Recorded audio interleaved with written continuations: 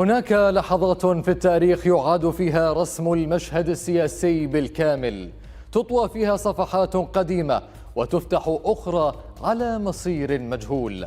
في سوريا مشهد جديد يتشكل وقرارات غير مسبوقة تعيد ترتيب قواعد اللعبة، لكن السؤال الأهم: هل هو انتصار فعلي أم مجرد تغيير في الوجوه والعناوين؟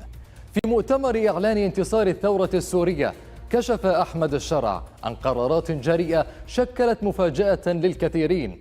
البداية كانت بإلغاء دستور 2012 الذي طالما اعتبر الحجر الأساس في هيمنة السلطة التنفيذية، ثم جاء قرار حل الفصائل العسكرية وإعادة هيكلة الجيش في محاولة لتأسيس جيش وطني بعيد عن الانتماءات الفصائلية.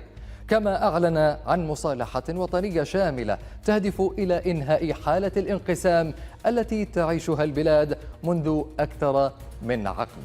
أما إعادة الإعمار فقد وضعت على رأس الأولويات، مع وعود بإطلاق مشاريع اقتصادية كبرى تنتشل سوريا من الركود العميق. في هذه الخطوة رغم ضخامتها لم تمر دون انتقادات. المراقبون يرون أن هذه القرارات كانت ضرورية لفرض الاستقرار وإعطاء الشرعية للقيادة الجديدة، خاصة مع ظل حاجة البلاد إلى رؤية واضحة تعيد لها مكانتها.